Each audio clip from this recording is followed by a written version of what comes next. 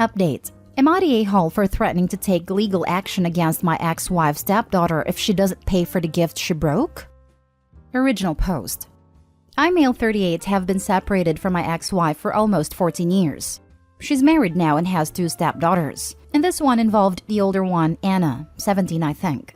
Our older daughter, Diane, female 16, is really into calligraphy. My parents gave her a Japanese calligraphy brush as a gift for having a great school year. We came back from a trip and left them with her mother. I was just getting home when my youngest called me to return. Once there, they were having an argument and my ex-wife and her wife were trying to mediate. Diane said that Anna stole her brush and broke it. Anna says she took it with permission from Diane, which is a lie, and we checked, and she accepted breaking it, but replaced it with another one, a cheap one. My ex-wife and her wife claimed that it was not a big deal and Anna replaced it. I disagree and told them that either Anna or them have to order a new one or give them money for us to do it. They were willing to do it until Diane told them how much it would cost, $3,000. That's when they flipped the lid and said why I'm buying something that expensive. I told them it's none of their business or the point. Besides, it was a gift from my parents, not mine. They refused and said they can't do it without taking a hit in their finances. I told them that I don't care, and they need to pay for it or I would take legal action against Anna since she admitted to taking it and breaking it. I told them to be quick because the brushes are limited. Our daughters decided to come with me and took their important things with them. Now my ex-wife, her parents and her wife are blasting my phone saying I would ruin Anna's future, and that I'm putting our daughters against them and ruining their relationship. We've been co-parenting really well, but I don't know. I think I'm being reasonable. She's not a kid anymore. Now for the top comments before reading the update. They wouldn't be shocked if it was a high-end tablet, would they? Just because they don't value the value of the item doesn't mean it doesn't have a value. Good luck getting the value back. Not stay whole. She didn't lend her the brush. Anna said that but isn't true. It's funny how she lies about asking/borrowing it, as if that will undo all the mess she got herself into. The pen could be worth $1. It could be worth $1 million. She's gonna have to suck it up and pay for her mistake regardless. If I steal a car off the Enterprise lot and total it, I'm liable for the damages, not to mention the consequences of any crimes I committed in obtaining the car. If I legally rent the car and total it, then guess what? I'm still liable for the damages. Not stay home. Anna is 17, not 7, almost an adult. She's old enough to know that she doesn't take something that doesn't belong to her. By the way, I believe a limited edition brush can cost $3,000. Like we see Balenciaga charging $1,800 for a trash bag, lol. Doesn't matter what the cost is. Legally, a person is responsible for replacement cost. If it costs $18,000 to replace a trash bag, and people have a problem with that, then they shouldn't mess with $18,000 trash bags. Kinda simple. And now for the update. I never thought this would get so much attention. I'm still going through the comments, but I'm going to clarify a few points and give you an update. Why Diane brought the brush to her mother's. She has a neighbor friend whose hobby is painting. Diane's friend has a nice brush collection, and she took it to show it to her. Why did she leave the brush at her mother's? She stays a week with her mother. She has left other valuable things, either sentimental or monetary, and nothing has happened. Until now. Why I allowed her to move it around? It has to do with how my parents raised me. You are the one in charge of your stuff, no one else. You're the one who puts the value in them. That's why I have always let my daughters do as they want with their things, the same way my parents taught my siblings and I. She understands this kind of brush is not something to just play with. She agrees that she was careless as she wasn't planning to use it, but to start her own collection, the same way her friend and I do. I can't blame her though. She was comfortable with them and there was no precedent.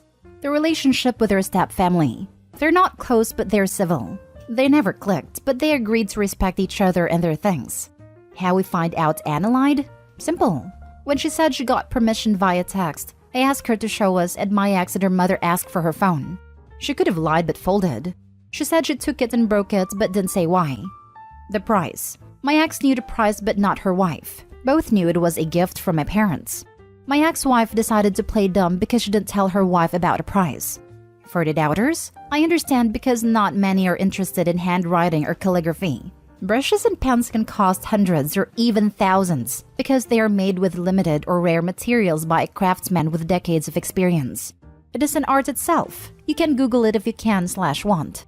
The brush. I need to talk to my parents if they still have the receipt, so I can contact the manufacturers and see what can be done. My hopes are slim to none. To say the brush is broken is to put it mildly. It has basically to be remade. Now for what transpired yesterday. We returned home and we talked after they calmed down. I asked them if I was missing something or if something changed, etc. They said everything was pretty much the same, but Diane and Lily said they might know the reason why Anna did it.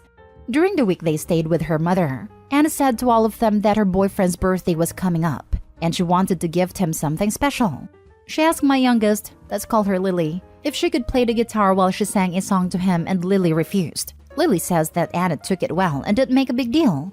Then 2 days before I picked them up, Anna asked Diane if she could make a big poster, and Diane refused. But unlike Lily, she offered her to do something small. Diane says that Anna declined her offer and didn't make a big deal. Why they refused? The boyfriend's birthday was when they were going to be on a trip with me, last week, and both told Anna about it. I asked them if they knew about the finances of her mother. They said she's still working, and also her wife, so definitely not struggling. That's why both of them are mad at her mother because she or her wife could have paid for the brush. They don't understand why she acted like that. Knowing this, I asked her what she wanted to do. She listened to my threat and I told her I mean it. I was going to buy the brush and force them to pay me back. She asked me to wait and see what they do in the next days. Now for what happened today. I received 2 calls early in the morning, one from ex-wife and the other from Anna's father asking to meet. The father came first. He said his youngest daughter called him and told him what happened. Him and I talked for a little bit, and by the looks of it, there are bigger issues. The man apologized to Diane for Anna's behavior and paid for the brush. The rest came after. Anna apologized first and said why she did it. She took the brush instead of another out of revenge. She tried to use it to do the poster for her boyfriend, and because she's not as good as her, she destroyed it in a fit of rage. Once calm, she saw her mistake and looked for another one online. She saw how much it cost and decided to buy a cheap one. She never told anyone what she did until Diane returned. Anna's mother apologized to Diane and also to Lily. They both left after that. My wife remained. She apologized to Diane and Lily and said she acted the way she did because this could kill the little to none relationship they have as sisters. But the result was worse and she regrets it. Diane and Lily told her that everything could be fine if they paid for the brush and apologized right then and there. She could have ended with 1 upset daughter. She has now 3. They said that now they don't feel secure there and have no plans to return. My ex-wife said she was going to do anything to solve it and proposed family therapy again, but both of them refused. They said that they could meet somewhere else, but at least not for now. They left us alone. We talked mostly about logistics and a few things I wanted to confirm. Lastly, I talked with my daughters again and both still are pretty upset. The relationship with her mother took a major hit and they're not happy with how it was resolved, and neither do I. We're going to see my parents in the upcoming days. Diane wants to talk with them about the money before buying another brush. Thank you for taking your time. I try to cover as much as I could, but I will try to answer if you have questions. She could have ended with 1 upset daughter and now she has 3. Harsh, but true. Taking others' stuff and breaking it and buying a cheap one to replace it. Wow, parents tries to correct mistakes. But Opie's ex-wife was a terrible mother. You are not entitled to others' stuffs. To be fairly fair, if my son made a $3,000 oopsie, I'd be looking for financial compromise myself. Even to someone well-off, that's a freaking huge chunk of money. That's my entire savings. She said she acted the way she did because this could end the little to none relationship they have as sisters. Yes, because the one thing everyone knows about siblings/step-siblings is that showing obvious favoritism to one of them by not punishing them for breaking another one's extremely expensive possessions is guaranteed to make everyone get along better. Ex-wife can't even give an honest apology. She acted the way she did because she chose her wife and stepdaughter over her own daughter. It had nothing to do with preserving their sisterly bond. It was all about preserving her own bond with a new wife.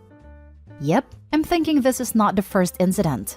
The way it feels is that this was the straw that broke the camel's back for the 2 daughters. I don't care if it's a $20 brush. You don't mess with someone else's brushes. I'm not into calligraphy. I'm not even a real painter. I paint Warhammer miniatures, which is basically 3D coloring. But I don't really let anyone else use my brushes, and I wouldn't feel comfortable using anyone else's. The ex-wife definitely messed up, but a 17-year-old should know better. It is so easy to ruin a brush even without having a fit of rage. Whether it's getting pains in the ferrule or just improperly cleaning.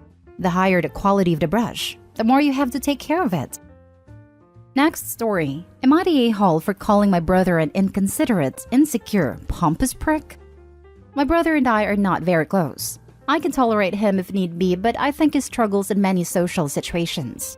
He can't seem to read basic social cues and makes many inappropriate comments and jokes.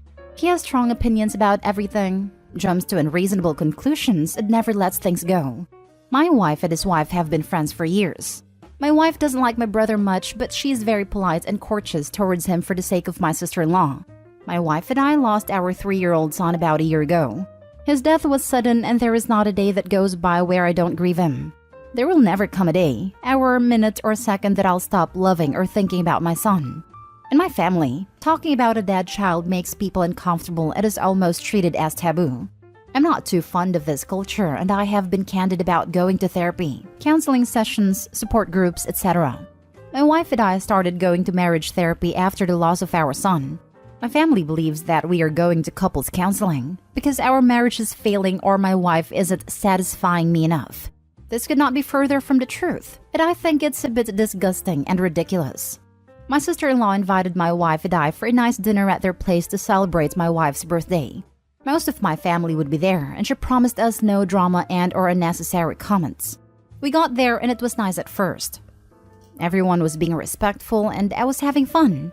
Near the end, a few people gave my wife small gifts. We were planning to open them at home and react privately, but my brother was very adamant about seeing my wife's reaction to his gift. He was so sure that he had the best gift and wanted my wife to open his gift in front of everyone. Nothing could have prepared me for his present. He gave her a baby's romper meant for a newborn boy and an expensive set of lingerie. I was so shocked. When she looked at him, he laughed and said it was to motivate her to bring a spark back into the marriage. Everyone was speechless, until my wife politely thanked everyone for coming and then left, leaving my brother's gift.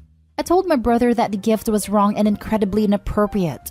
He started to get defensive and very aggressive, so in anger, I called him an inconsiderate, insecure, pompous prick. My sister-in-law, as well as few other family members, told me that even if the gift was in bad taste, I shouldn't have called him names and provoked him. I may be the a-hole for the unnecessary name-calling. Now for the top comments. Not the a-hole. The names you called your brother were the perfect description of his personality. Cut off any personal contact with him until he apologizes to your wife. I am truly sorry for your loss. For my own peace of mind, I won't be speaking to him for a long time. I think that is the best choice. And don't be afraid to do the same to other family members who enable his horrible behavior. You and your wife have my sympathy. What you're going through is beyond awful, and I hope the future brings some peace and comfort for you both. What you said to your brother was absolutely correct. Strange that he can do as he wishes, and that's fine. But you're reacting as provoking him? Did he not provoke you and your wife with the cruel, tasteless jokes of his gifts? Either one alone would be foul and wildly inappropriate, but together, the two gifts are beyond pale. I might be choosy about spending time with him at all in the future, especially if your wife is there if I were you. Not the a-hole, but your brother and anyone who defends his disgusting behavior definitely are. One note, it sounds from the way that you describe him that your brother could be neurodivergent. That's no freaking excuse. Plenty of people struggle with social cues, but they still have the sense to learn from experience how to not hurt people. What he did was hurtful, not funny or clever or cool. Agree that is probably on a spectrum, but that was just cruel. Not the a-hole. You were incredibly tame in your response. I would have read him to filth, drag queen style. Now for the last story. Am I the a-hole for buying my granddaughter more expensive gifts than my grandson? I have many grandchildren, but this is about the oldest ones. Jake 18 and Maya 18. They're cousins, not siblings. 18th birthdays are very important in our family. So for Jake's 18th birthday, I told him I will buy him whatever he wants. As long as it's reasonable, of course. He told me he needs a new phone, so I bought one for him which costed me around $1,000. I encouraged him to choose other gifts as well, but he said it's enough. For Maya's 18th birthday, I did the same thing, and told her to choose whatever she wants. She gave me a list of the things that she wanted and it costed me about $7,000. I was a bit unsure whether I should buy them or not, but decided that it would be unfair if I don't buy it because Jake had the same offer and he chose not to get anything else. Jake's father, my son, was very angry at Maya's birthday. He said I'm showing favoritism. I tried to explain to him that I'm not because Jake had the same offer. His argument was that I raised Maya. Her parents worked a lot and I was basically her babysitter, while I didn't have as much contact with Jake. His mom was a stay-at-home mom. So naturally, Maya would be closer to me and it would be easier for her to ask me for things. You're the a-hole. While you gave them a choice, which is nice, you should have decided that each one of them would get an equal value of gifts. If you spent $1,000 on one, that should have been a cap for the other. No one told you you had to buy all the gifts on Maya's list. You made that choice. Or do what my grandma does and give the cash value to even it out. Sure, I mean, whatever they would want to do is up to them. Ultimately, it should be equal. You're the a-hole for not capping the offer. I mean, really, who asks for $7,000 worth of birthday items and actually gets them? When I tell my two kids to pick stuff, one will be polite and the other will shoot for the moon. If the ambitious one gets everything she asks for, the polite one will get upset because she didn't realize asking for so much was even an option. It's not the polite one's fault, and she's not wrong for being upset. As a parent, I either have to set a limit and treat them equally, or let the ambitious one pick first so the polite one realizes the upper limit is higher than she thought. I would never want the polite kid to feel shortchanged because she didn't realize she could ask for more.